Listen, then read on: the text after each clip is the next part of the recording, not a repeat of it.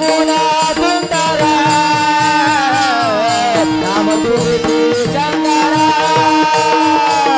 माझे हृदय शोभना आपले तुवा इतके द्यावे माझा आता दीनबंधू विश्वनाथा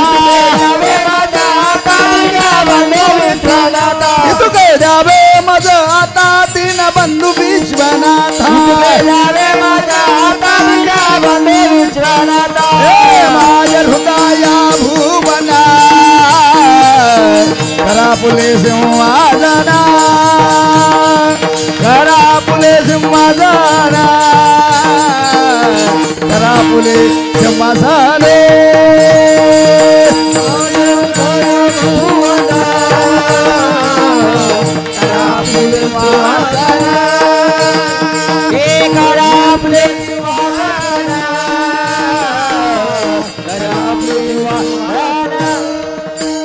म्हणे महादेव किंकर जवळी राहावे निरंतरा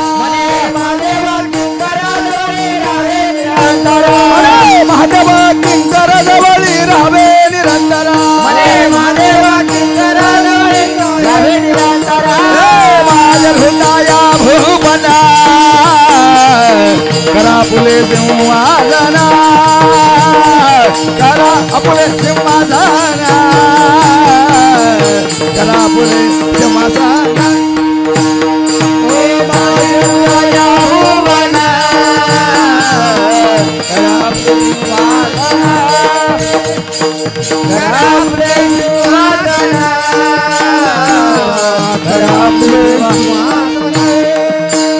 जय जय शंकर जय जय शंकर जय जय शंकर जय जय शंकर शंकर जय जय शंकर शंकर जय जय शंकर जय शंकर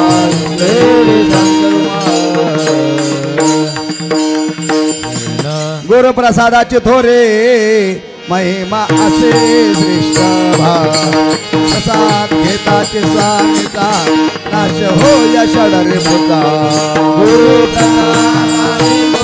महिमा असे श्रेष्ठ भारी प्रसाद घेताचे स्वामीचा नाश होय शरीरी भूता मे तो पना हानुर्या अक्षय घायरा सुख ब्रह्मानंद भय गगने आनंदन माई प्रसाद घेताच स्वामीचा नाश होय षडरे भूता होय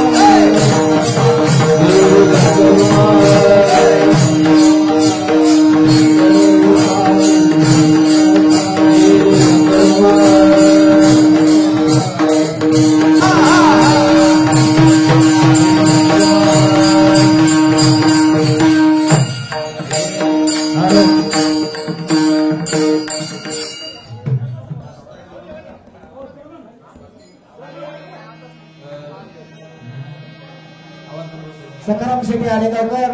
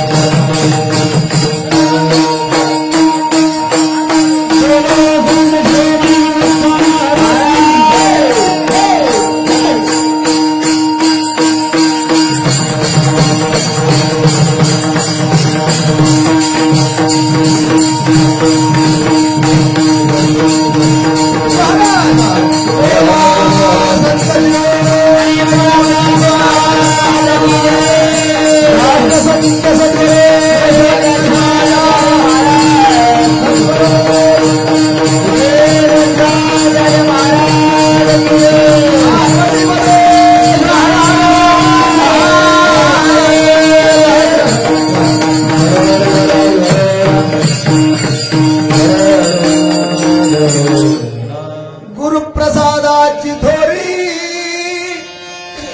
महिमाचे श्रेष्ठ भारी प्रसाद घेताच स्वामीचा नाश होय षडरिपुचा मितुपणा रे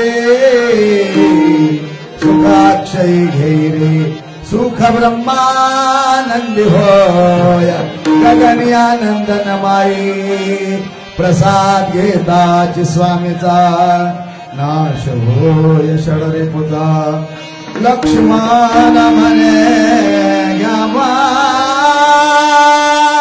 जन्म मृत्यू चुकवाव प्रसाद घेता स्वामीचा नाश होय षडरिपुचा महाराज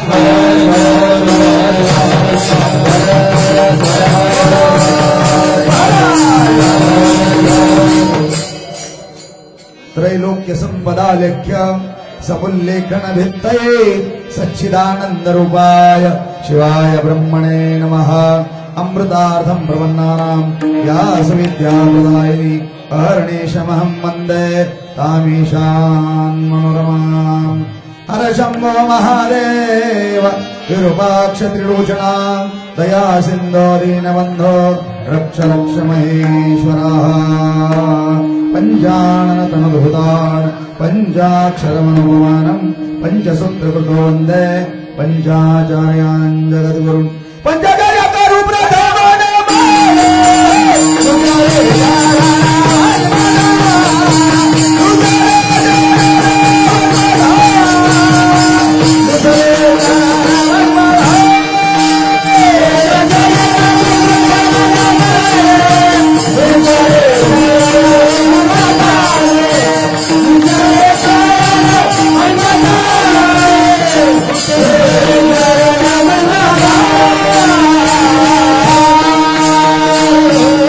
श्री गुरुभ्यो नमः। जय जयाय सदाशिवाय परब्रह्मा अद्वयानंदमय भवाय नमो तुझ देवाधिदेवा परमेश्वरा जगद्गुरु अदे नमो श्री गुरुराया सद्गुरु शिवलिंग शिवाचार्य नमन माझे तुमचे पाया मत द्यावी निरूपणी शिवाराज।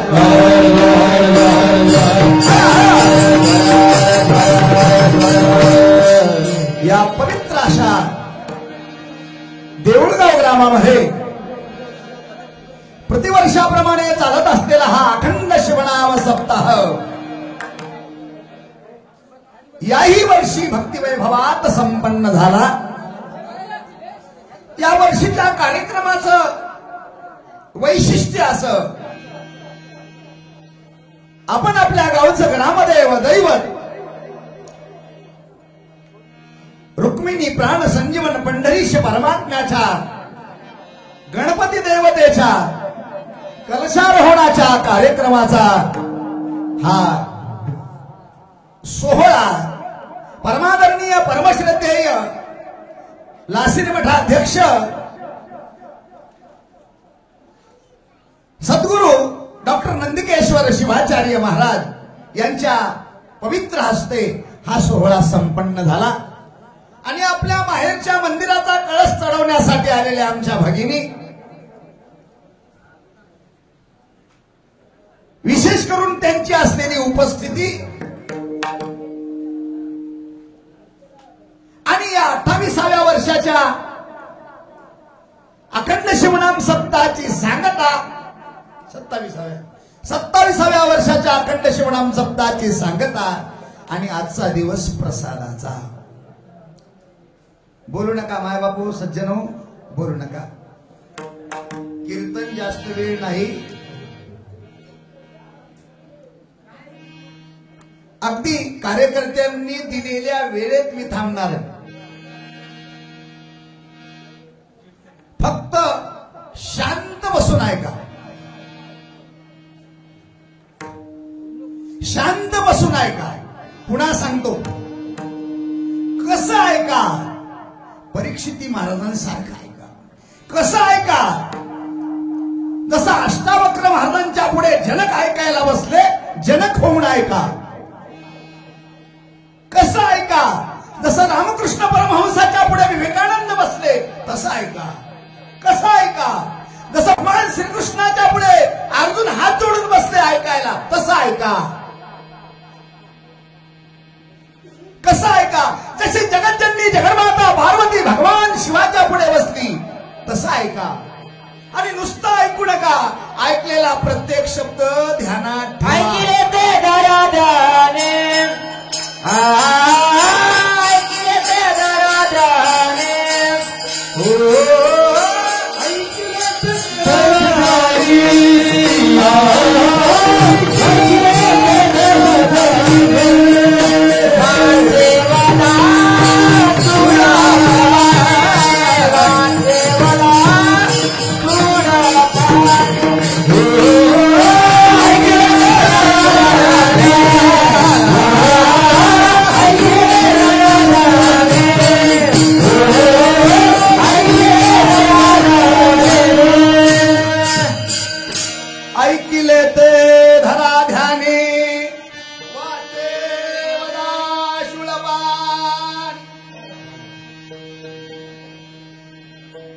आपण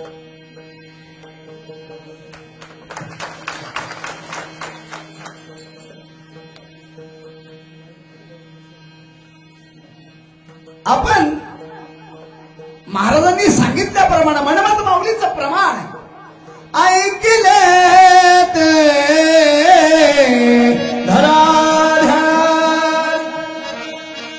आता पहा, ऐकत असताना मनमत माऊली ही श्रवण भक्ती आपल्याला कुण्या अवस्थेप्रती घेऊन जाते हे सांगायला विसरले नाहीत. अरे माणसाने जर नीट ऐकलं, नीट मन लावून ऐकलं, तन लावून ऐकलं तर वृत्ती तदाकार होणार आहे. विषयी अवस्था निर्विषयी होणार आहे. मोही माणूस निर्मोही होणार आहे. अहंकारी माणूस निरहंकारी होणार आहे. आणखी सांगतो, ऐकल्याबरोबर त्याचं जर तुम्ही मनन केलं आणि निध्यास जर केला तर जीवनाची नौका साक्षात्काराच्या अवस्थेपर्यंत पोहोचणार आहे. आणि साक्षात्काराचं स्वरूप प्रकट करत असताना या श्रवण भक्तीने साक्षात्कार होतो. आणि त्या साक्षात्काराचं स्वरूप प्रकट करत असताना माऊली अधिकारवाणीने सांगतात, साक्षात वस्तू भेटे विश्वासे श्रवण मनन निध्यास. अरे ज्या प्राप्तव्यासाठी तुझी धडपड आहे ना, विश्वासपूर्वक सांगतो की तुला निश्चित साक्षात्कार होईल. सांगणारे पुष्कळ आहेत पण विश्वासपूर्वक सांगणारे फार कमी आहेत, फार कमी आहेत. विश्वासपूर्वक सांगतात. वस्तू भेटे विश्वासे,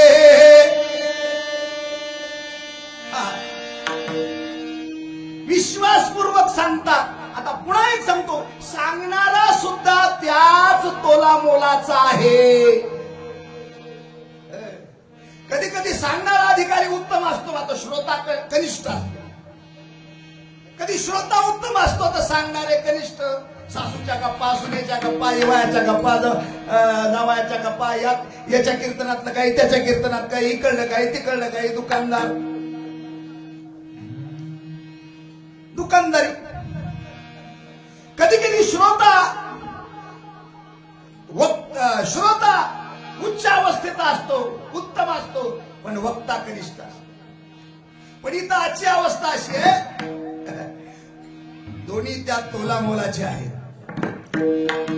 तुमच्याबद्दल काय बोलावं, अगदी सगळ्यांची इच्छा ऐकायची आहे. 12 वाजून गेले तरी देखील,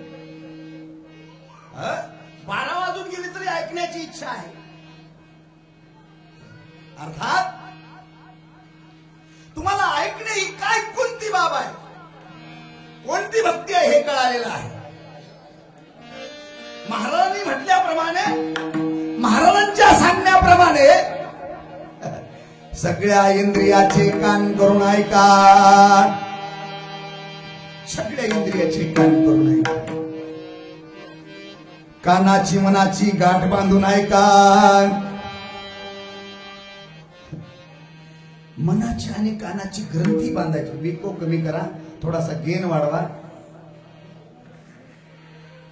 मनाची आणि कानाची ग्रंथी बांधा, गाठ बांधा.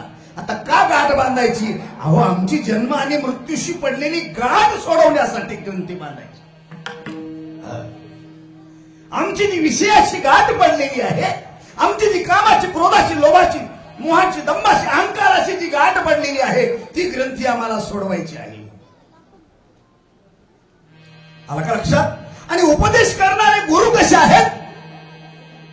श्रोत्रियम ब्रह्मनिष्ठ, शाब्दे परिनिष्णात. आणि त्यांच्याकडून प्राप्त होणारं ज्ञान त्याच तोला मोलाचं आहे, अति उच्च कोटीचं आहे. महाराज म्हणतात, अरे ते तू जर नीट ऐकलं ना तर तुला तत्वाचं दर्शन होईल. उपदेशन्ति ते ज्ञानम ज्ञानिनस्तत्वदर्शिनः. तत्वाचं दर्शन होईल, तत्वमसी महावाक्याचा बोध होईल आणि तुला मूळ स्वरूपाची प्राप्ती होईल. नेमकं प्रसाद आपल्याला तिथे घेऊन जातो.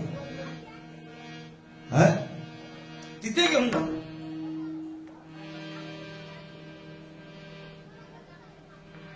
आता तो कोणता प्रसाद आहे? महाराज म्हणतात गुरुप्रसाद. गुरुप्रसाद. गुरुप्रसाद कसा आहे? पहिलं चरण अतिशय महत्वाचं आहे.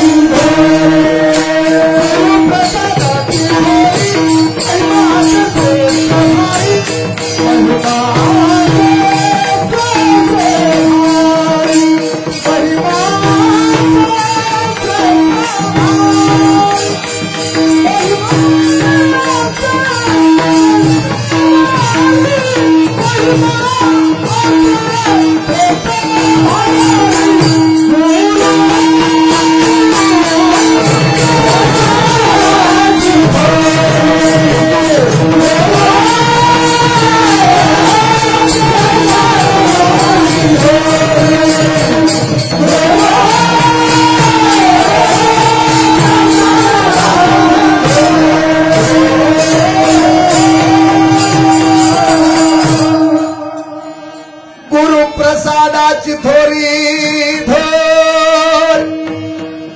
अरे जे गुरु आम्हाला प्रसाद देणारे आहेत ते गुरु कसे आहेत? काय गोड सांगितलं लक्ष्मण महाराजांनी. थोर आहेत, श्रेष्ठ आहेत, भारी आहेत. भानगड अशी आहे, गुरु भारी आहेत आणि तेच तत्वज्ञान सांगतात ते सुद्धा भारी आहे. पण ती माणसं हलके झाले.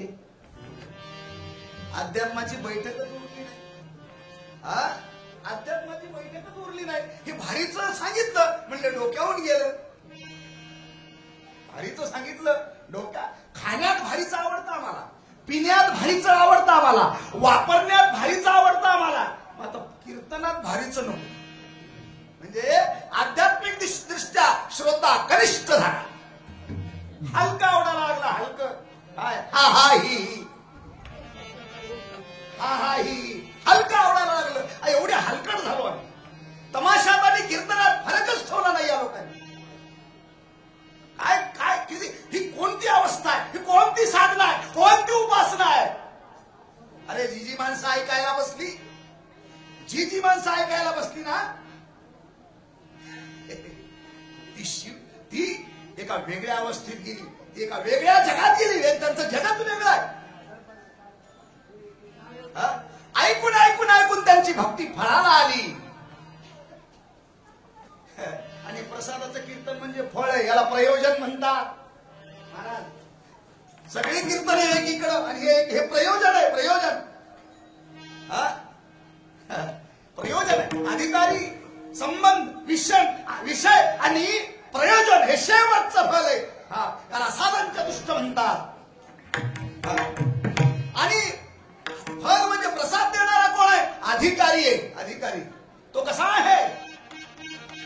तो कसा आहे? ब्रह्मनिष्ठ आहे. ब्रह्मनिष्ठ अधिकारी, उपदेश करणारा ब्रह्मनिष्ठ आणि आम्ही प्रपंचनिष्ठ.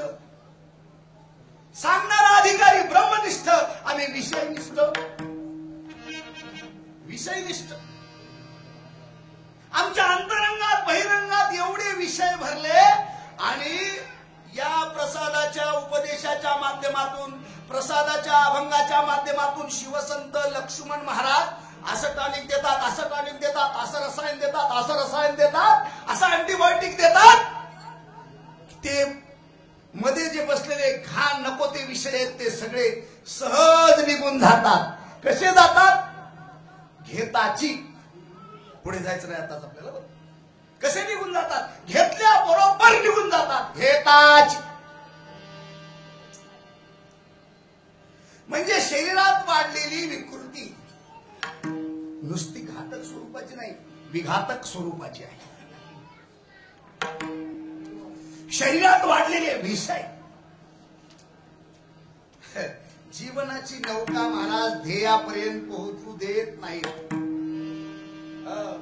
आणि या सगळ्यांच्या मुळाशी कोण आहे? या सगळ्यांच्या मुळाशी कोण आहे? माया. पहा, या सगळ्यांच्या मुळाशी कोण आहे? माया. आता मायेच्या संबंधाने विचार केला तर तिचा एकंदर मायेचा प्रभाव जीवावर आहे. महाराज, एकंदर मायेचा प्रभाव जीवावर आहे, जीवावर. पण जीव चैतन्य वेदांत सांगतं हे माया अधिष्ठित चैतन्य आहे. ती माया ज्या वेळेस वाढीला लागते त्यावेळेस आपल्याला तिची अनुभूती कशी येते? काय नाही महाराज, युगूत लावायला शिवार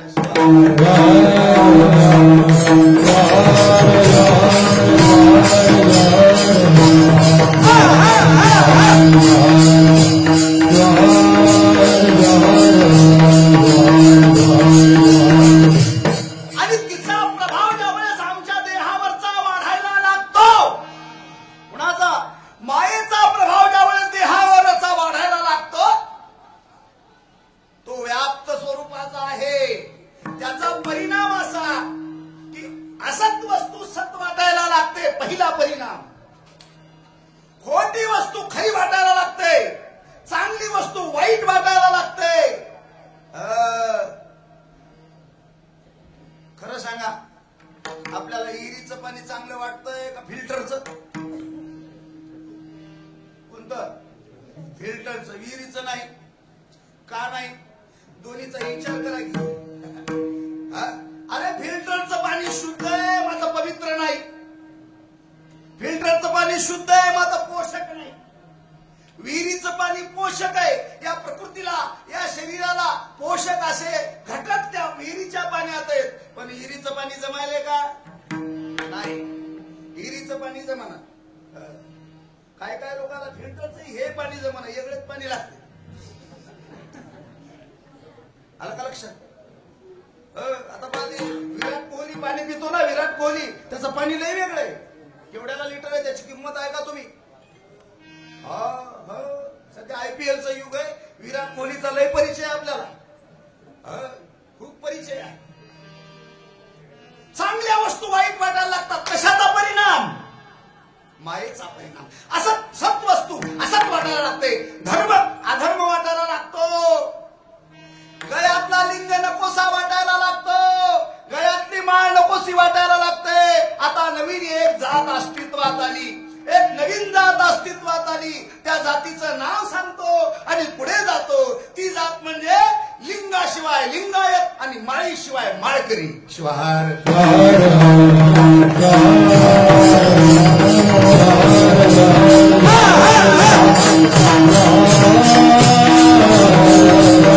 अरे मन्मथ माऊलीकडे पहा.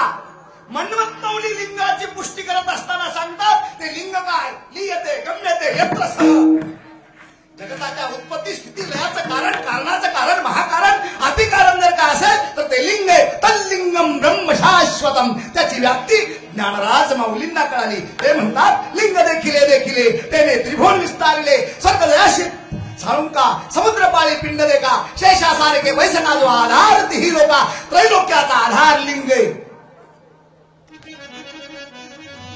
त्या कुळात जन्माला येऊन आम्हाला लिंग नाही कळाला. ज्ञानेश्वर माऊलींना लिंग कळाला. त्याची अनुभूती, त्याची प्रचिती तुम्ही पहा. ज्ञानराज माऊलींनी समाधी लिंगाच्या पायरीला घेतली. कुठे घेतली? लिंगाच्या पायरीला घेतली. काय माऊली त्या लिंगाचं महत्व सांगताना सांगतात, बाबा रे, म्हणवत माऊलीला तर ते मान्यच नाही. लिंगाविन वाचने ते प्रेता समान जाणणे. आणि लिंग हा गुरुने दिलेला आम्हाला पहिला प्रसाद आहे. गुरु महाराजांनी दिले लिंग हा दिलेला आम्हाला पहिला प्रसाद आहे. पहिला ज्यावेळेस पिंड आईच्या उदरात आला आणि 8 महिन्याचा झाला, गर्भाष्टमी 8व्या महिन्यात दिला लिंग. 8व्या महिन्यात लिंग दिला आणि 8व्या वर्षी दीक्षा दिली. तर लिंगम ब्रह्मशा हा गुरुचा प्रसाद आहे. हे फळ आहे. लिंग हे फळ आहे. फळ का? ती शेवटची अंतिम व्यवस्था आहे. अंतिम व्यवस्था आहे. ती सोबत येणारी वस्तू आहे. काही सोबत येतं? किलोभर सोनं, 100 कोटी रुपये कमावलेले, 100 कोटी रुपये कमावलेले सोबत येत नाहीत. 4 बंगले बांधलेले सोबत येत नाहीत. भारी भारीच्या गाड्या सोबत येत नाहीत. बायको सोबत येत नाहीत. मुलं बाळ सोबत येत नाहीत. आपतेष्ट सोबत येत नाहीत. काय सोबत येतं? लिंग येतो. लिंग तो गुरुने दिलेला प्रसाद. ते आमच्या जीवनात मिळालेलं सगळ्यात मोठं फळ आहे. आणि तिथून खऱ्या अर्थाने आमच्या उपासनेला सुरुवात होते. तिथून खऱ्या अर्थाने आमच्या साधनेला सुरुवात होते. तिथून खऱ्या अर्थाने आमच्या भक्तीला सुरुवात होते. तिथून खऱ्या अर्थाने आमच्या भजनाला सुरुवात होते. तिथून खऱ्या अर्थाने आमच्या चिंतनाला सुरुवात होते. आणि तिथून काय होतं? जीवनाचा विकास आरंभ होतो. आरंभ विकास विकास आरंभ होतो. पण भानगड अशी झाली, गळ्यात लिंग घेतला नाही. खरं सांगू का? किती बदल झाला आता सांगू का? सांगू? माळीची जागा अलंकाराने दागिन्याने घेतली. विभूतीची जागा पॉन्ड्स फेअर अँड लवलीने घेतली. कुंकवाची जागा टिकलीने घेतली. हा सगळा बदल आहे. हे सगळं परिवर्तन आहे. असं का घडतं? या सगळ्या गोष्टीचं मूल्य आम्हाला का कळत नाही का? अरे, ज्याच्या कपाळाला भस्म आहे आणि अशा भस्मधारी लोकाला जर यमराजाने पाहिलं तर हात जोडून त्याला नमस्कार करतो. कदाचित तुम्हाला न्यायला आलेला यम तुमच्या कपाळाची विभूत पाहिली की नमस्कार करून रिव्हर्स गिअर टाकून वापस निघून जातो. पाहोनिया भस्मधारी यमदया नमस्कारी, यमदया नमस्कारी, यमदया नमस्कारी. पाहोनिया भस्मधारी यमदया नमस्कारी, यमदया नमस्कारी, यमदया नमस्कारी. यमराज तुम्हाला नमस्कार करतो. याच्यापेक्षा काय जास्त पाहिजे तुम्हाला? काय पाहिजे बोला ना? भस्म हाही गुरुने दिलेला प्रसाद आहे. रुद्राक्ष हाही गुरुने दिलेला प्रसाद आहे. तीर्थ हाही गुरुने दिलेला प्रसाद आहे. 8 प्रकारचा प्रसाद दिला त्याला अष्टावर्ण म्हणतात. आणि 5 प्रकारचे आचार दिले त्याला पंचाचार म्हणतात. आणि 6 प्रकारच्या सोपान दिल्या, षटसोपान, त्याला षटस्थल म्हणतात. हे आध्यात्मिक साधनेच्या सिद्धीच्या वाटेवरच्या पायऱ्या आहेत. त्या पायऱ्या षटसोपान पायऱ्या. महाराज स्वतः पुण्या स्थितीत आहे. कळतं पुण्या स्थितीत आहे. मग गुरु काय करतात? त्याला त्या अवस्थेतून पुढच्या अवस्थेत नेतात.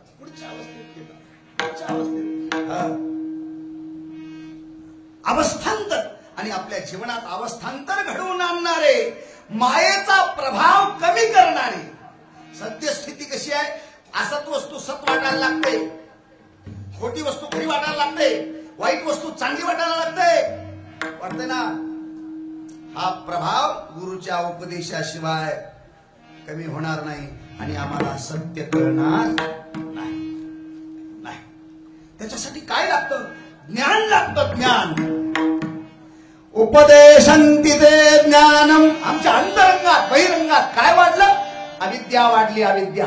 अज्ञान वाढलं. अविद्या मोहिता जीवा. म्हणून आता विद्येची गरज आहे, ज्ञानाची गरज आहे, चिंतनाची गरज आहे, अभ्यासाची गरज आहे. आणि तो अभ्यास आम्हाला परमरहस्य ग्रंथाने दिला. परमरहस्य ग्रंथ म्हणजे जीवनाचं रहस्य आहे. नुसतं रहस्य नाही, गूढ रहस्य आहे. गूढ रहस्य नाही, अत्यंत गूढ रहस्य आहे. आणि त्याची व्याप्ती अशी आहे, त्याची व्याप्ती अशी आहे की ते रहस्य चैतन्याकडे घेऊन जाणार आहे, व्याप्त चैतन्याकडे घेऊन जाणार आहे. तेवढ्यासाठीच गुरुची गरज आहे. कशाची गरज आहे? गुरुची गरज आहे. गुरुची. म्हणून महाराज म्हणतात आमचा अनुबंध, आमचा संबंध गुरुशी आहे. पार्वती देवाच्या पुढे बसली हो. पार्वती पार्वतीला कोण समजतं तुम्ही? भगवान शिव आणि पार्वती हे कोण आहेत विचारलं तर आपण काय सांगणार? नवरा आणि बायको. आपलं हे गणित नाही बघ काही संसारात. महादेव पार्वती कोण? नवरा आणि बायको. अरे जगज्जननी जगन्माता पार्वती भगवान शिवाच्या पुढे एक पत्नी होऊन बसली असती तर तत्वज्ञान रूपी गूढ आपल्याला गुह्य ऐकायला भेटलं नसतं. ती देवाच्या पुढे देवी होऊन बसली नाही, ती देवाच्या पुढे भक्त होऊन बसली, देवाच्या पुढे साधक होऊन बसली. आणि तिने विचारलं देवाला. काय देवाला विचारलं? तिने देवाला विचारलं शंकरा शंकरं परिपृच्छति कैलास शिखरे रम्ये भक्ति संधान नायकं प्रणम्य पार्वती देवी पार्वती देवी शंकरं परिपृच्छति. शंकराला ती विचारते. काय विचारणार? आज आपल्याला जेवढं काही तत्वज्ञान पाहायला मिळतं ना जगामध्ये, ते ज्ञान जगज्जननी जगन्माता पार्वती पासून विकसित झालं. जगज्जननी जगन्माता पार्वतीने भगवान शिवाला, देवाला, महादेवाला विचारलं. ते ज्ञान कुठून आलं? महादेवाच्या मुखातून आलं. कुणामुळे आलं? पार्वतीमुळे आलं. म्हणून हे जगाच्या कल्याणासाठी, जगाच्या उद्धारासाठी जगदोद्धारक जर कोण असतील तर ते भगवान शिव आणि पार्वती आहे. ज्ञानराज माऊलीला विचारलं, अहो म्हणले तुमच्याकडे एवढं मोठं ज्ञान कुठून आलं? एवढं मोठं ज्ञान आलं कुठून? कुठून आलं? महाराज म्हणले परंपरेने आलं. कुठून आलं? परंपरेने आलं. काय म्हणजे परंपरेने म्हणजे कुठून आलं? म्हणले निवृत्तीनाथाकडून आलं.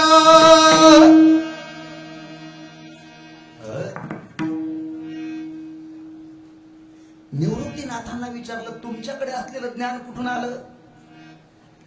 ते म्हणाले गहिनीनाथाकडून आलं.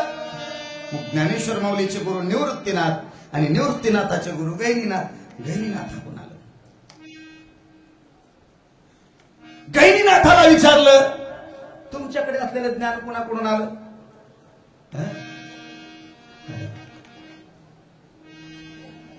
गोरक्षनाथाकडून आलं. त्यांची गुरु गोरक्षनाथ. गोरक्षनाथाला विचारलं तुमच्याकडे असलेलं ज्ञान कुठून आलं? म्हणले मच्छिंद्रनाथाकडून आलं. मच्छिंद्रनाथाला विचारलं तुमच्याकडे असलेलं ज्ञान कुठून आलं? ते म्हणले भगवान शिव आणि पार्वती. पार्वती विचारित होती, महादेव सांगत होते. महादेव पार्वतीला सांगितलेला सांगितलं असलेलं ज्ञान, तत्वज्ञान, विज्ञान मी पाण्यात थांबून मत्स्याच्या रूपात ऐकलं.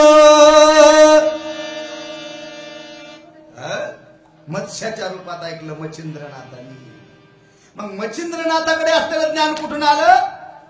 भगवान शिवाकडून आलं, महादेवाकडून आलं. आणि त्याला कारण जर कोण असेल तर जगज्जननी जगन्माता पार्वती. ज्ञानाचं उगमस्थान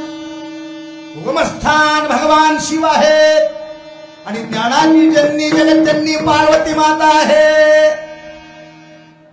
म्हणून भगवान शिव एवढे संतुष्ट झाले, पार्वतीला म्हणतात, अगं पार्वती, तू काही सामान्य व्यक्ती नाहीस. तू सामान्य व्यक्ती नाहीस माते, तू खूप महान आहेस.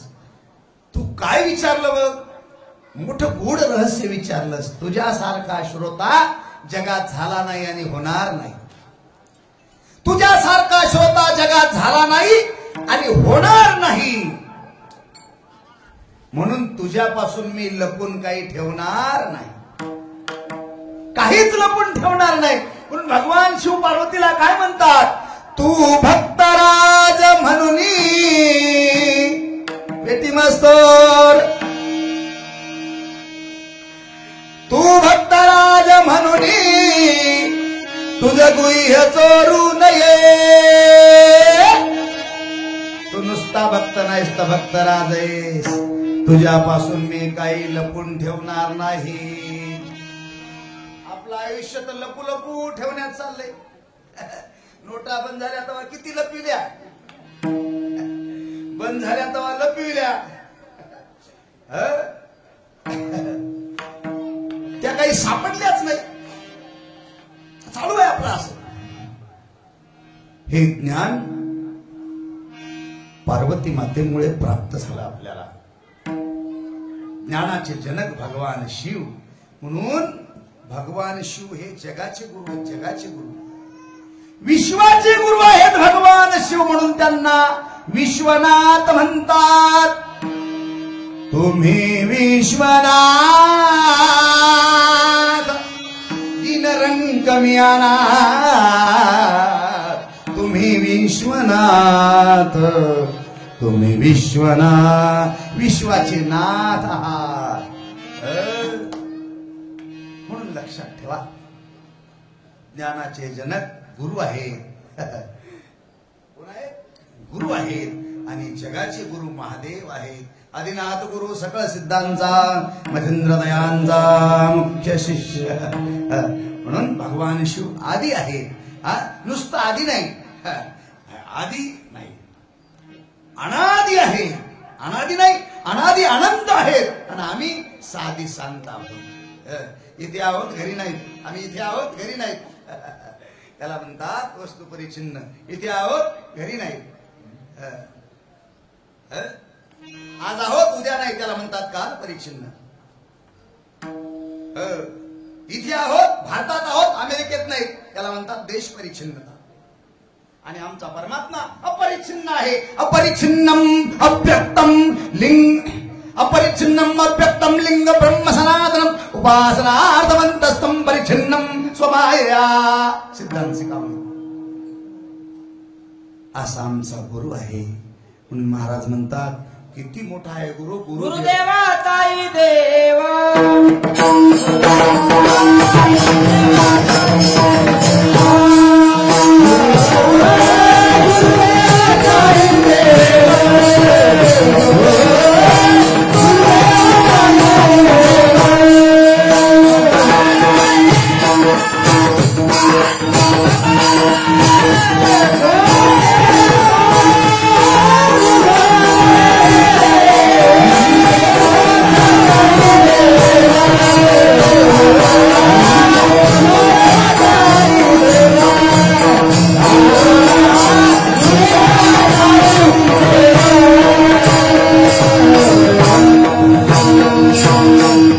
गुरुदेवाचाही देव,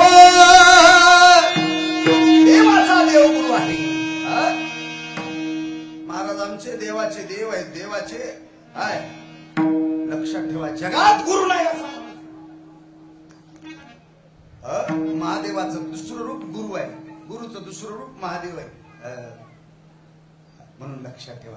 आणि गुरु शिष्याच्या संबंधाने काय करतात, काय करतात खरं सांगता, प्रपंचातल्या मायबापाला मुला लेकराची काळजी आहे. आपण काळजी वाहत असतो कुणाची, आपल्या बायकोची, आपल्या लेकराची, आपल्या मुलाची. पण आयुष्यभर या श्लोकाचा विचार करतो, तोच विचार इकडे लावा. गुरु आयुष्यभर विचार करतो शिष्याचा. राष्ट्रसंत म्हणायचे, माझ्या जीवनाचा प्रत्येक क्षण मी माझ्या शिष्याच्या कल्याणासाठी वापरणार. माझ्या जीवनातला प्रत्येक क्षण लोकस्य कल्याणार्थे, शिष्यस्य कल्याणार्थे, भक्तस्य कल्याणार्थे. म्हणून लक्षात ठेवा, उपदेश प्रवचन असेल तर त्या गावात प्रवेश नाही. इंद्रियाला असं महाराजाच्या वळण लागलं होतं, असं वळण लागलं होतं. एका गावात महाराज 4 वाजता पोहोचले आणि सांगितलं, महाराज आता 6 वाजता काय पब्लिक नाही, आज प्रवचन नाही. सकाळी पारायण झाल्यावर प्रवचन. महाराज म्हणले काय हरकत नाही, आज प्रवचन नाही, काय हरकत नाही म्हणले, पण आराम करण्यासाठी माझा जन्म नाही बरं काय. मग मी स्नान पूजेची तयारी केली. महाराज सगळं तयार झालं, आता स्नानाला उठवायचं. महाराजांनी सांगितलं आपल्याला स्नान पूजा करायची नाही. कसं काय नाही म्हणजे, आपल्याला लोकांचं फुकट खायची सवय नाही. आपल्या इथं आज प्रवचन नाही, इथं कीर्तन नाही, इथलं अन्न कसं खायचं, फुकट खायचं नाही. त्या दिवशी विना स्नान करता झोपी गेले. सकाळी प्रवचन आहे ना, स्नान पूजा सुद्धा सकाळी होईल. शिवार शिवार.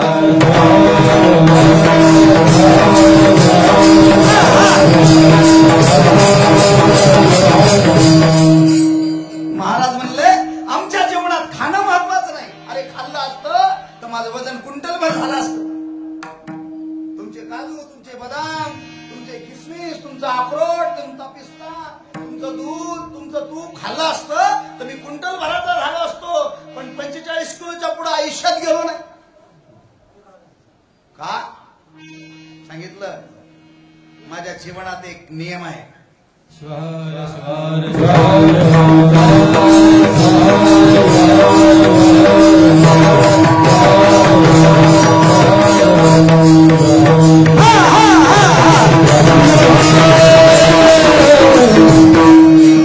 अरे संन्याशाने संन्याशाचा धर्म पाळायला पाहिजे.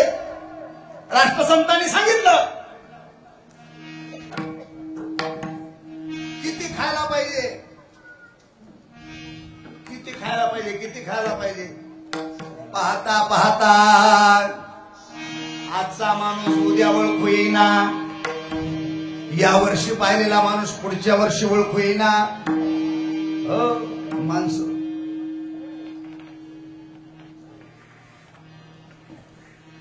राष्ट्रसंतांनी आपल्या जीवन प्रवाहाच्या कालावधीमध्ये अन्नाचे 16 घास खाल्ले, 17वा घास खाल्ला नाही. 17वा घास अन्नाचा खाल्ला अच्युत महाराज, 17वा घास अन्नाचा खाल्ला नाही. का तर प्रत्येक गोष्ट प्रॅक्टिकल स्वरूपात महाराज करायचे. संन्यासाचा धर्म काय, यतीनाम षोडशो ग्रासः. एक संन्यस्त अवस्थेचं जीवन जगणाऱ्या साधकाने 16 घास अन्नाचे खायला पाहिजे. 17व्या घासावर आमचा अधिकार नाही. आणि मग अन्नाचा प्रभाव फार मोठा प्रकृतीवर होत असतो, पण ते त्यांच्या प्रकृतीवर परिणामच व्हायचा नाही. खायचंच नाही. जेव्हा पाहिलं तेव्हा तयार, जेव्हा पाहिलं तेव्हा तयार. रात्री 1ला प्रवचन व्हायचे पहिल्या काळात महाराजांचे. पूर्वीच्या काळात रात्री 1 कीर्तनाचं कीर्तन 12ला संपल्यावर मग महाराजांचं प्रवचन असायचं. तरी मी तयार असायचे. शरीराला वळणच लागलं. एका वर्षी हयातनगरला कार्यक्रमाला आले. 4 वाजता प्रवचन झाल्यामुळे रात्री झोपी गेले. शरीराला सवय लागलेली. मी असा खाली झोपलो, ते पलंगावर कॉटवर झोपले होते. रात्री 11ला आपणच उठून बसले पलंगावर, असे हात जोडले सुरू केलं ओम ब्रह्मानंदम. तिथंच मी खाली बसलेला आवाज ऐकला आणि उठलो. मी सुद्धा काही म्हटलं नाही, बसलो. 10 मिनिट बोलले, 10 मिनिट. आणि 10 मिनिट बोलल्यावर डोळे उघडले. पाहतात तर पुढे कोणीच नाही. मी एकटाच बसलेला ऐकत होतो. काय बोलली ती लिहिलेला आज सुद्धा आहे माझ्याकडे, तारखेसहित आहे. अरे म्हणले कुणीच नाही पुढे. म्हणलं आपण विश्रांती घ्यायलो. अरे म्हणले मला असा भास झाला, कुणीतरी उठवलं आणि सप्त्याच्या मंडपात नेलं आणि प्रवचन करायला लावलं, असा भास झाला. काय झालं? असा भास झाला. आपल्याला असा कधी भास होतोय का? गावात सप्ताह सुरू झाल्यावर कीर्तनाला न याचा भास होतोय आपल्याला. गावात सप्ताह सुरू झाला आणि कीर्तनाला गैरहजर, गावात सप्ताह चालून पारायणाला गैरहजर, गावात सप्ताह सुरू झाला सगळ्याच कार्यक्रमाला गैरहजर आणि फक्त एकाच कार्यक्रमाला हजर. ते कोणत्या तुम्हाला कळालं? मी सांगायचं काम नाही. शिवाय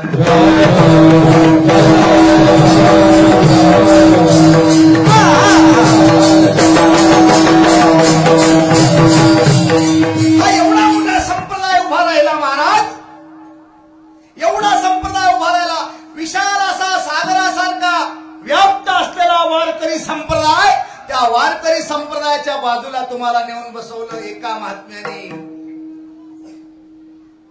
हे एवढं व्याप्त रूप जे झालं ना, त्याच्या पाठीमागे एका महात्म्याचा व्यापक स्वरूपाचा त्याग आहे. तो म्हणजे राष्ट्रसंत सद्गुरू शिवलिंग शिवाचार्यांचा त्याग आहे. आज आम्हाला कीर्तन करायला मिळाली राष्ट्रसंतामुळे, आज आम्हाला प्रवचन मिळत आहेत करायला राष्ट्रसंतामुळे, आज आम्हाला हे सगळं वैभव पाहायला मिळतंय राष्ट्रसंतामुळे. याचं सगळं श्रेय जर कुणाला जात असेल तर राष्ट्रसंताला आणि राष्ट्रसंतांच्या खांद्याला खांदा लावून सद्गुरू डॉक्टर नंदिकेश्वर शिवाचार्य महाराजांसारख्या महाराजांनी काम केलं. मला आठवतंय महाराज सटवाई डिग्रसला महाराजांनी विना घेतला, अहमदपूरच्या आप्पांनी कीर्तन केलं. हा कार्यक्रम 10 वर्ष चालू होता. ठॅक महाराजांनी विना घ्यायचा, आप्पांनी कीर्तन करायचं, महाराजांनी विना घ्यायचा, आप्पांनी कीर्तन करायचं. लोकाला असं कीर्तनाच्या नादी लावलं, असं कीर्तनाच्या नादी लावलं. हे सगळे घरात बसलेले कॅलेंडर बाहेर काढले. ही सवय राष्ट्रसंतांनी लावली, राष्ट्रसंतांनी लावली. अशी सवय लागली. पूर्वी कीर्तन आमचे लई मजेदार होते. आमच्या पूर्वीच्या कीर्तनाची कीर्तन करायची अवस्था सांगितली तर बाकीच्यांना वेगळं वाटत म्हणून सांगणार नाही. शिवार शिवार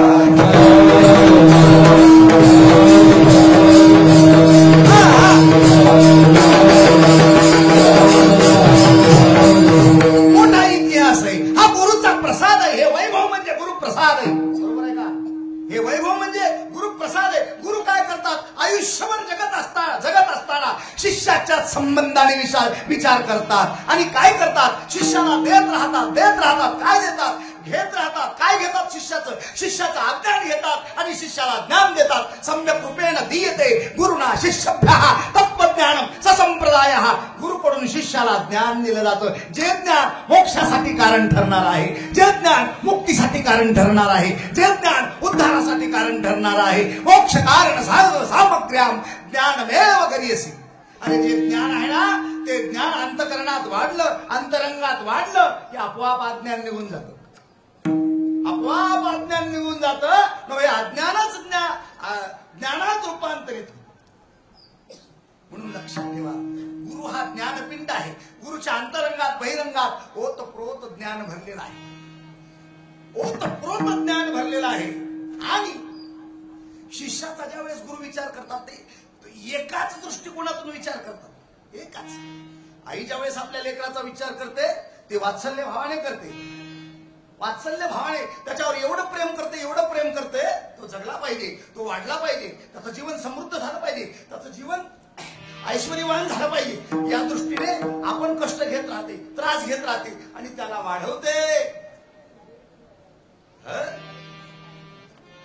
तसं गुरु आपल्या शिष्याच्या संबंधाने विचार करतात आणि त्याला ज्ञान द्यायचं काम करतात. ते ज्ञान मोक्षासाठी, उद्धारासाठी, कल्याण ठरणारं असतं. त्या ज्ञानाला प्रसाद म्हणतात. त्याच ज्ञानाला कृपा म्हणतात. प्रसाद शब्दाचा अर्थ ज्ञान, प्रसाद शब्दाचा अर्थ कृपा. अनेक अर्थ होतात प्रसाद शब्दाचे. आणि तो प्रसाद एवढा म्हणजे चमत्कारिक आहे, थोर आहे. त्याच्यापेक्षा मोठं काहीच नाही. श्रेष्ठ आहे. अरे त्याच्या पुढे बाकीच्या सगळ्या वस्तू श्रेष्ठ आहेत. भारी आहे. अरे त्याच्या पुढे बाकीच्या सगळ्या वस्तू हलक्या आहेत. या उच्च अवस्थेतलं ज्ञान ज्यावेळेस ते आमच्याकडे येतं त्यावेळेस त्याचा परिणाम होतो दुसऱ्या प्रसाद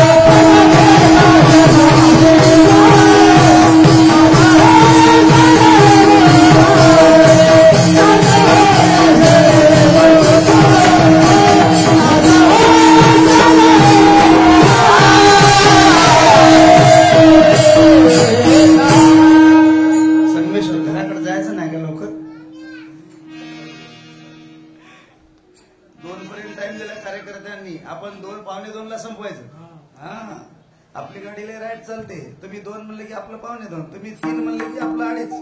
शिवार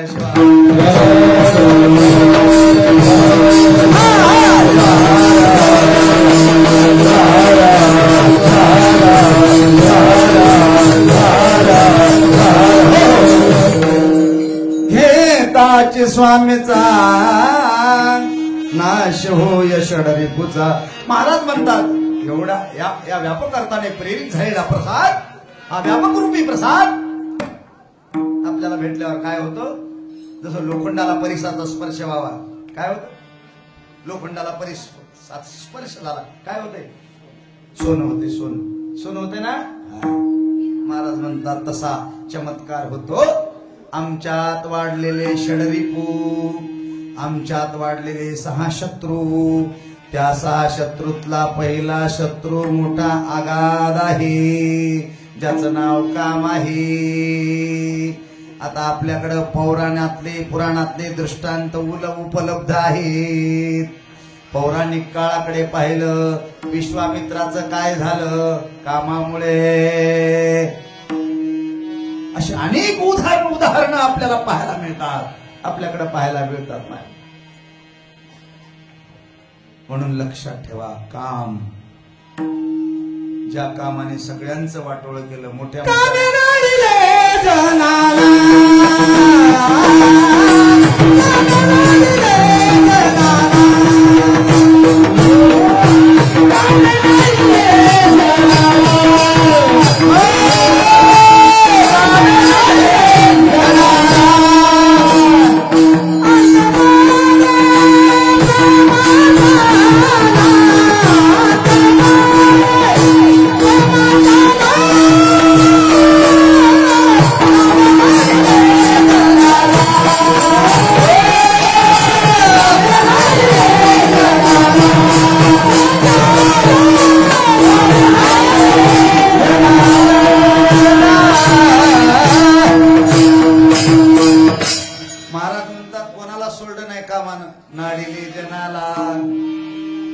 त्याचा परिणाम काय?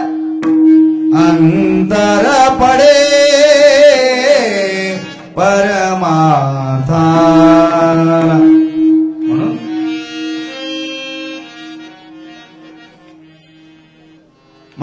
महाराज म्हणतात, पहिला शत्रू काम आहे, दुसरा क्रोध आहे, तिसरा लोभ आहे, चौथा शत्रू मोह आहे, 5वा दंभ आहे, 6वा अहंकार आहे, आता याच्या 6 शत्रू मधला एक तरी चांगला आहे का? एकाला तरी आपलं कल्याण व्हावं वाटायलंय का? कामाला आपलं कल्याण व्हावं वाटतंय का? वाटतंय का? नाही. महाराज म्हणतात घाबरू नका, या 6 शत्रूंना संपवण्याचं औषध आपल्याकडे आहे. औषध, आणि ते औषध म्हणजे प्रसाद आहे. प्रसाद घेताची स्वामीचा नाश होय षडरिपुचा. महाराज म्हणतात प्रसाद घेतला आणि त्याचा परिणाम ज्यावेळेस जाणवू लागला ना, काय प्रमाण आहे पहा. षडरिपुसी नाही धारा द्वैत गेले रे जांदरा. षडरिपुसी नाही धारा, षडरिपुचा नाश होतो नाश. आता पुढे काय? पुढे काय हो?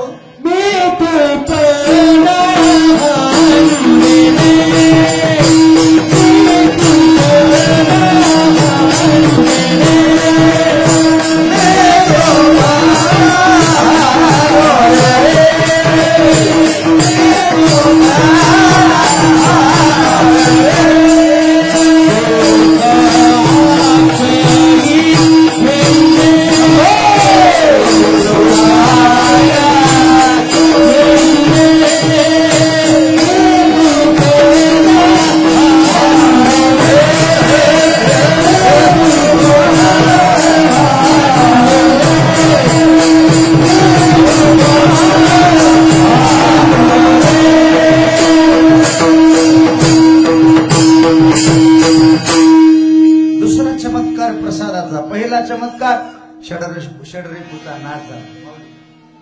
पहिला चमत्कार काय? षडरिपुचा नाश झाला. दुसरा चमत्कार, दुसरा काय? मी तो पान हा नवरे सुख अक्षये अक्षये घे रे. मी शब्द जीववाचक आहे. मी म्हणजे जीव, म्हणजे आपण. तू म्हणजे परमात्मा. हे दोन वेगवेगळे आहेत. आता मीच्या दृष्टीने विचार केला तर मी मूळचा शिव, मी मूळचा शिव आहे, देव आहे. गीता सांगते ना, ममे वंशी जीव लोके जीवभूत सनातनः. आचार्य सांगतात तदंशो जीवनामकः, अनाद्य विद्या संबंधात तदंशो जीवनामकः. त्याचा अंश आहे. परमात्म्याचा अंश असलेला हा जीव हा फिरतोय संसारात, जन्मतोय मरतोय, जन्मतोय मरतोय. हे जन्म मरण चक्र कुणामुळं? अविद्येमुळं, मायेमुळं. महाराज म्हणतात ही अवस्था संपवायची असेल तर गुरुच्या कृपेची गरज आहे. गुरुची कृपा झाली आणि आम्हाला मीच स्वरूप कळालं. मी कोण आहे? मी कोण आहे? त्या परमात्म्याचा अंश. आम्हाला कळालं मीच स्वरूप, मीच स्वरूप कळालं. मग मीला ओढ कशाची लागली? तूची लागली. तूच म्हणजे परमात्म्याची लागली. आता ही लागलेली ओढ हे सहज प्राप्त होणारी आहे का? त्याच्यासाठी साधना, त्याच्यासाठी उपासना, त्याच्यासाठी भक्ती, त्याच्यासाठी भजन, त्याच्यासाठी ज्ञान, त्याच्यासाठी वैराग्य, या सगळ्या गोष्टी लागतात. त्या सगळ्या गुरुने दिल्या आम्हाला आणि त्या आम्ही केल्या. भक्ती कुणी दिली? गुरुने दिली. ज्ञान कुणी दिलं? गुरुने दिलं. वैराग्य कुणी दिलं? गुरुने दिलं. त्याग कुणी दिला? समर्पण कुणी शिकवलं? गुरुने शिकवलं. ज्ञान, तत्वज्ञान, विज्ञान कुणी समजावलं? गुरुने सांगितलं. उपदेशन्ति ते ज्ञानम. आणि मग तो उपदेश सिद्ध झाल्याबरोबर मीच स्वरूप कळालं आणि मी तू मध्ये विलीन झाला. मी तो पणा हा नवरे.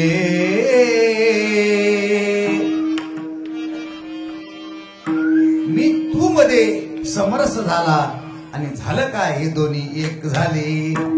मी तो पणा हा नवऱ्या, हा नवऱ्या, हा नवऱ्या. हे शिल्लक राहिले नाही तर दोन्ही एक झाले आणि तिथून तिसरी वस्तू जन्माला आली, तिला अक्षय म्हणतात. अक्षय की जिचा कधीच क्षय होत नाही. आपण प्रपंचात उपभोगतो त्या क्षयी वस्तू आहेत, क्षयी नाश पावणाऱ्या आहेत. पण इथे प्राप्त झालेली वस्तू कशी आहे? अक्षयी आहे. अक्षयी अक्षयी. आणि आम्हाला गरज कशाची आहे? अक्षयी. अक्षयी सुखाचा लागलाचे ध्यास, म्हणून पायास शरणालो. शरणालो देवा संसाराच्या भिने, कैलाशीचे केने दावा मज. काय झालं? मी आणि तू हे दोन्ही एक झाले, तिथून अक्षयी सुखाची प्राप्ती झाली. ही अक्षयी अवस्था आहे ना, ही अक्षयी अवस्था प्राप्त झाली. अक्षयी की कधीच न संपणारी अवस्था म्हणजे अक्षयी. अक्षयी अवस्था प्राप्त झाली आणि मग झालं काय? सुख ब्रह्मानंद होय.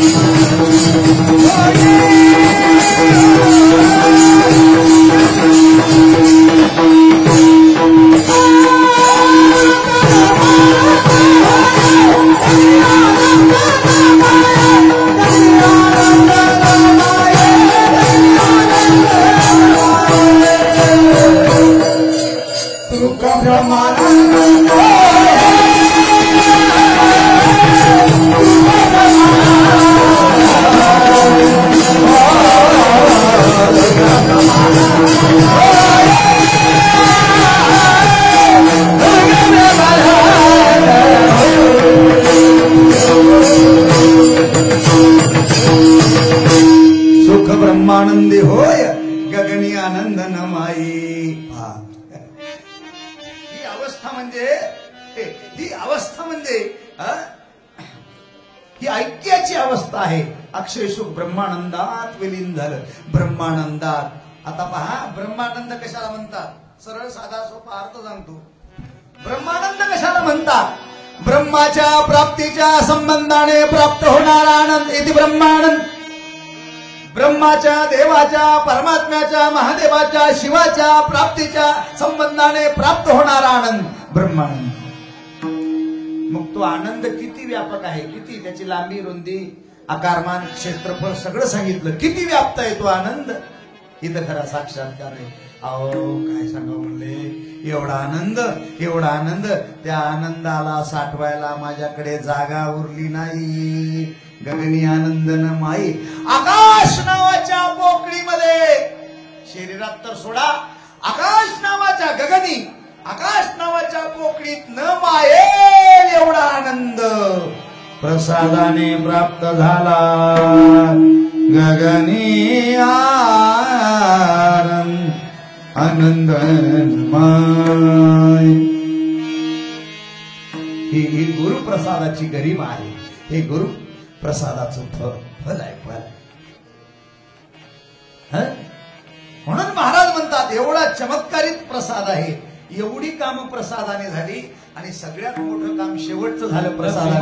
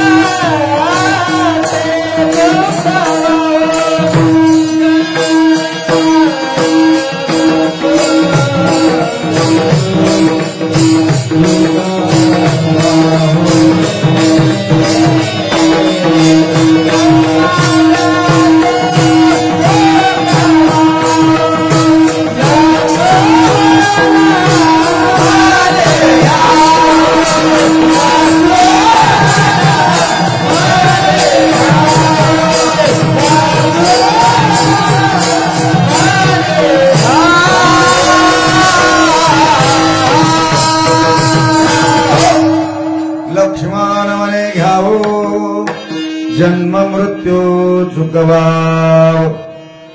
शेवटी महाराजांनी सांगितलं हा प्रसाद किती व्याप्त स्वरूपाचा आहे, थोर आहे, श्रेष्ठ आहे, भारी आहे. कोणी अर्था नाही. षड्रिपूचा नाश होतो म्हणून भारी आहे. मी तो द्वैत नाहीच होत म्हणून भारी आहे. अक्षय सुखाची प्राप्ती होते म्हणून भारी आहे. मी तो द्वैत नाहीच होत म्हणून भारी आहे. ब्रह्मानंदाची प्राप्ती होते म्हणून भारी आहे. आणि शेवटचं चरण असं आहे की हा प्रसाद आम्हाला जन्म मृत्यूच्या चक्रातून मुक्त करणारा आहे म्हणून भारी आहे. म्हणून महाराज म्हणतात घ्यावो घ्यावो. लक्ष्मण म्हणे घ्यावो घ्यावो आणि घ्या आणि जन्म मृत्यूच्या चक्रातून मुक्त व्हा. ही सद्भावना आजच्या प्रसंगी व्यक्त करतो. थांबतो. जाता जाता सुंदर अशा प्रकारचं नियोजन गावकरी मंडळींनी केलं. मायबाप हो, सज्जन हो, तुमचे अनंत उपकार आहे. काय बोलावं, काय हे वैभव आहे पा, काय आनंद आहे. गगनी आनंद न माये यालाच म्हणतात. देव कुठे, देव कुठे, सध्या महादेव कुठे. अरे देऊळ गावात आहे. सगळ्याच्या अंगात देव संचारलाय. सगळ्यांच्या अंगात. 2 वाजले तरी कोणी हलना झाले, डुलना झाले. तुम्हीच देव आहात मायबाप हो, सज्जन हो.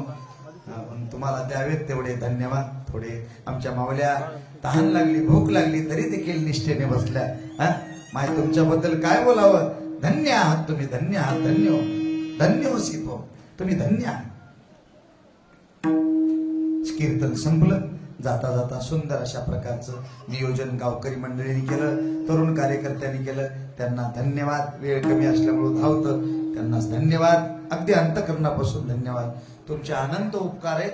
तुम्ही केलेल्या कार्याचं वर्णन करण्याकरता माझ्याकडे शब्द नाहीत. का आपण आपल्या प्रपंचातला रुपया, 2 रुपये, 5 रुपया, 100 रुपये, 500 रुपये, 1000, 2000, 10,000 उदार अंतःकरणाने दान दिले. तुम्हाला धन्यवाद. रोज खरं सांगू का, सप्त्यातलं मेन काम जर कोण असेल, कोणतं असेल तर अन्नदान पंक्ती. ज्या सज्जन भाविकांनी शिवभक्त्यांनी रोज सप्त्यात पंक्ती दिल्या मायबाप हो, त्यांच्याबद्दल काय बोलावं. अन्नदात्याचं सगळ्यात मोठं पुण्य. 27वा सप्ताह आहे. काही काही अन्नदाते एवढे पुण्यवान असतील बिचारे, पहिल्या वर्षी सप्ताह केला त्या वर्षी त्यांची पंगत होती. आता 27 वर्षापासून आजही त्यांची पंगत चालूच आहे. टाळ्या वाजवा अशा शिवभक्त. सप्त्यात 27 वर्ष पंगत करणं सोपी बाब आहे का? हो नरसिंह मामा, 27 वर्षापासून पंगत अन्नदान चालू आहे. त्या सर्व अन्नदाते मंडळींना धन्यवाद. पुन्हा मी एवढंच तुमच्यासाठी बोलतो की तुमच्या केलेल्या त्यागाचं दानाचं वर्णन करण्याकरता माझ्याकडे शब्द नाहीत का. माझ्या गुरुमाऊलींनी राष्ट्रसंत सद्गुरू शिवलिंग शिवाचार्य महाराजांनी ही दिव्य अशा प्रकारची अखंड शिवनाम सप्ताहाची परंपरा आरंभ केली आणि त्या परंपरेला तुम्ही 27 वर्षापासून चालवत आहात. म्हणून तुमच्याकरता माझ्याकडे शब्द नाहीत. तुम्ही धन्य आहात एवढंच बोलेल. माऊलीची परंपरा तुम्ही हव्या हाताने चालवत आहात. धन्य आहात, धन्य आहात. पुढे केन मार्गाने या सप्त्यात ज्यांनी सेवा केली, मग काय विण्याचा पारा असेल, सकाळचा शिवपाठ असेल, पारायण असेल, विण्याचा पारा असेल, चटया अंतरायचं काम असेल, मंडप झाडायचं काम असेल, जेवायला वाढायचं काम असेल, पाणी वाढायचं काम असेल, चहा करून पाजवायचं काम असेल, हे काम करणाऱ्या सगळ्या कार्यकर्त्यांना धन्यवाद. स्वयंपाक करून शिजवून खाऊ घालणारा आचार्य त्याला धन्यवाद. चपात्या करणाऱ्या महिला मंडळांना धन्यवाद. या सर्व केन मार्गाने या सप्ताहात सेवा करणाऱ्या सर्व मंडळींना धन्यवाद. सुंदर अशा प्रकारचं हे शूटिंगचं काम करायले स्टुडिओवाले, तुम्ही सगळं कीर्तन महाराष्ट्रात नाही भारताच्या बाहेर पोहोचवलं, तुम्हालाही धन्यवाद. काय नाव आहे आपलं?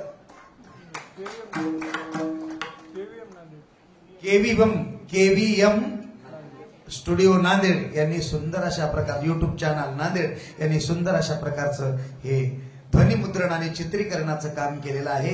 तुम्ही आता 50 वर्षांनी जरी देऊळगावचा कलशारोहणाचा कार्यक्रम पाहायचा म्हटलं तर भेटतंय तुम्हाला. म्हणजे तुम्हालाही धन्यवाद. साऊंड सिस्टम वाले दादा तुम्हाला धन्यवाद. गावोगावून आलेले आमचे टाळकरी, गायक वादक मंडळी, सगळी नामांकित मंडळी. आता कोणाचं नाव घेऊ? सगळ्यांनी माझ्या हृदयात जागा केलेली. नाव घेऊ कोणाचं? एक असल्यावर एकाच घेता येते. सगळेच एकापेक्षा एक बळीने. म्हणून सगळ्यांना धन्यवाद, सर्व मंडळींना धन्यवाद. पेटी मास्तर धन्यवाद. फक्त एक गोष्ट मनातून सांगावीशी वाटते.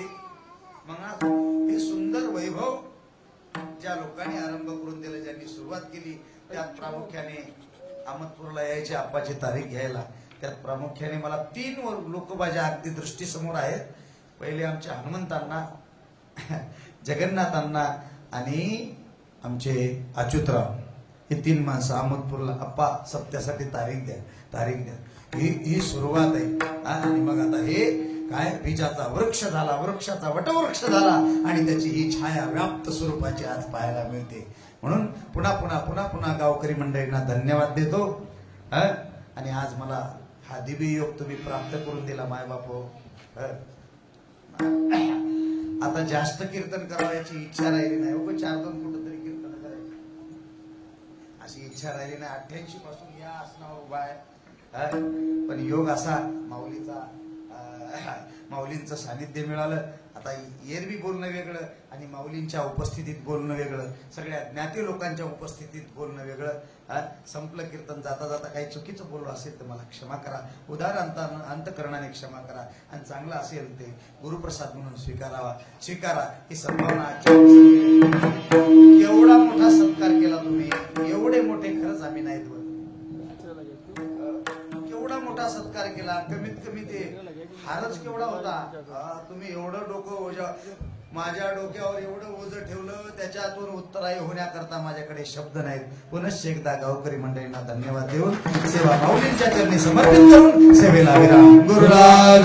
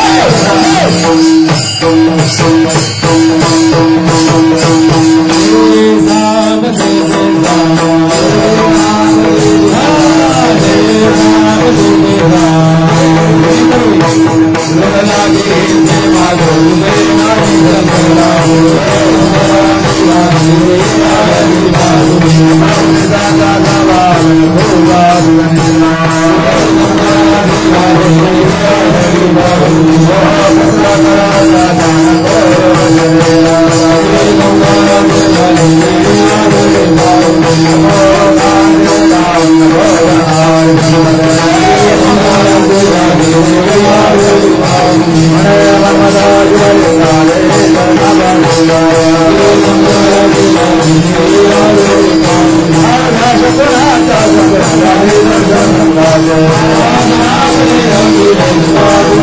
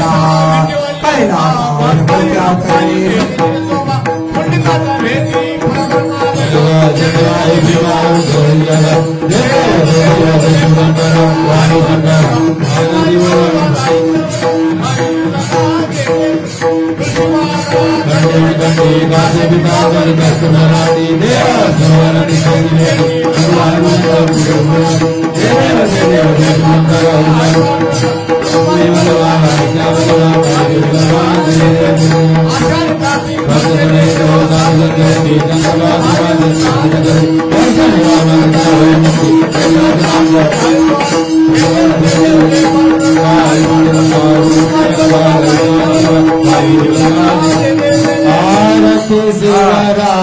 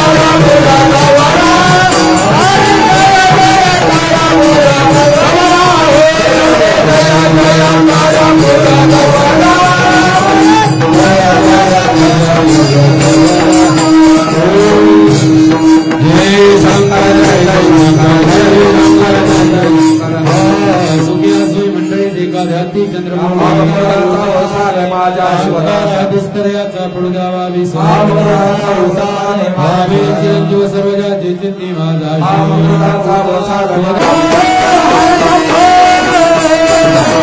Hare